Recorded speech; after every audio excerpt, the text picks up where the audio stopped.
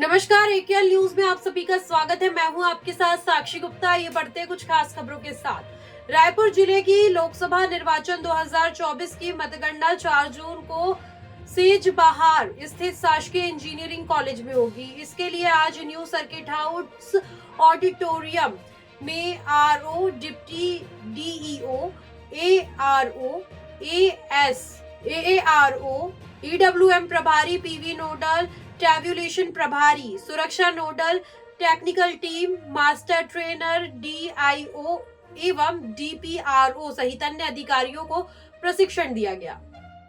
Collector एवं जिला निर्वाचन अधिकारी डॉक्टर गौरव सिंह ने संबोधित करते हुए कहा कि लोकसभा चुनाव में मतदान का कार्य जिस कुशलता से संपन्न कराया गया वो ऐतिहासिक है। इसमें मतदान कर्मियों को ट्रॉली इत्यादि तथा मतदान केंद्र में जो सुरक्षा सुविधा दी गई उसका सकारात्मक प्रतिशत मिला है। कलेक्टर ने कहा कि अब मतगणना होनी है, ये निर्वाचन का अंतिम और सबसे मुख्य हिस्सा है, इसे गंभीरता पूर्व निर्वहन करें। सबसे मुख्य बात यह है कि मतगणना के दौरान संयमित व्यवहार करें, राजनीतिक दलों के अभिवक्ता को स्पष्ट जानकारी प्रदान करें। उन्होंने कहा कि हर राउंड के बाद उनके टैब्यूलेशन चार्ट पर आवश्यक हस्ताक्षर ले। मतगणना का कार्य संवेदनशील है, अतः बहुत ही सावधानी पूर्वक इस कार्य को क्रियान्वित करें। राज्य निर्वाचन से आए प्रशिक्षक गणों श्रीमती गीता दीवान, श्री विनय अग्रवाल, उप मुख्य निर्वाचन पदाधिकारी छत्तीसगढ़ श्री रूपेश कुमार वर्मा, सहायक मुख्य निर्वाचन